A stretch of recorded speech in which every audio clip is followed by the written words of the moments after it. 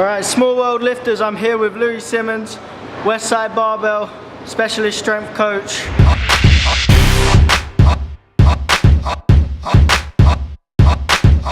We'll start off with, you said the Westside method came from Soviet Dynamo Club? Soviet Union, a lot of the clubs, the Dynamo Club, actually it's a mixture of Bulgarian weightlifting and all the Soviet Union, East Germans, everybody. So what was the inception of actual Westside, so the club? What year? Yeah, and what made you go, that's what I want to do, I want to build this gym? I started, I broke my lower back the second time in 1981, and I decided there must be a better way to train. I started in 1970 when I got out of the Army, and I just switched over to all Soviet methods. Okay, so did you say to yourself, I want to build an elite gym, or? I had an elite gym. So you already had one at that point? In 1980, I had 7 national champions in my garage. Okay. I had the top 2 in the world in 1973. 1971, I was national record holder in the squad. I'd already totaled in 4 different weight classes. Top 10 in, like I said, 4 weight classes. But then I broke my back, and I said there must be a better way. Second time. First time I broke in 73, I came up in reverse hyper final. I was on crutches for 10 months that time. Came up in reverse hyper exercise, fixed myself, come back, I pulled 710 and 195 and 77. Then I broke it again, like I said, around 1981 I broke it. Too many heavy lifts. I had no idea what I was doing. I had no basic plan. I never heard of weight periodization or anything that we do now. Okay, so where does the name Westside come from? Westside of Columbus. Westside of Columbus. And I actually named it, I'm on the west side of Columbus, and I also named because the original Westside Barbell Club in Culver City, California. That's who I learned how to train initially from in a magazine called Muscle Power Builder.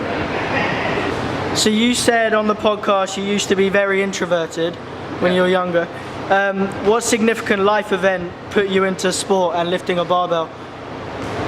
When I was a little kid, I wanted to be strong. I just wanted to be strong. So I started lifting weights when I was 12 years old. At 14 years old, I claimed for 260 in a contest, Olympic weightlifting at 140. And I could deadlift 475 with straps. I mean, it gave me confidence. I had a fracture skull at 13 years old from a fight. So I was already a bad child. Yeah. Branded power bars, Texas Power Bar, Ohio Bar. Do you have any preferences? We use all of our bars come from Buddy Cap. You call it Texas deadlift bar. The bars are the bench are called Bulldog squat bars. It's our bar, and the Bulldog bench bar. The Bulldog bench is 50 pounds and the squat is 65. 66K. It's 66 pound of squat bar. 30K. What books did you say you use for motivation and inspiration? Well, I like to call The Wild. Right. Jonathan Lippitz and Seagull, 2 of my favorite books. Okay. Your tattoos, you have quite a lot of tattoos. Is there any stories behind them? Any meanings?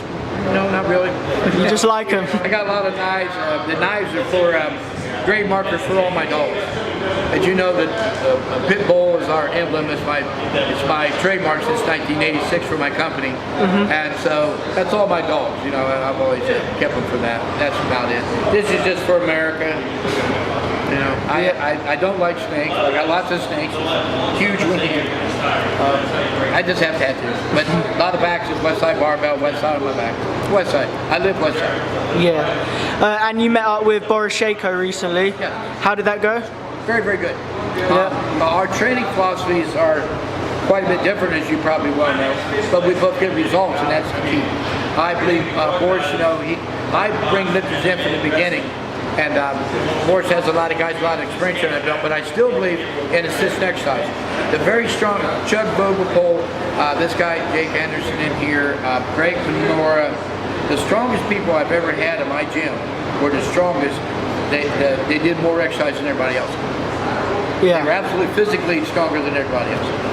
Had more volume capacity. Yes, it's all about volume. Pushing out the volume in the right percentages. And you use volume. The problem when you do progressive gradual, how they do 8s and 10s, when you get up to a heavy weight, you lost your volume. It'd be like if you were a boxer and you get ready for a championship fight, but you can only fight 3 rounds. They lose their volume. See, we always are able to, we always have high volume in our training. That's why I got a guy at 2.5 weeks notice could go to meet, breaks the world record squat easy. We could do it over and over and over.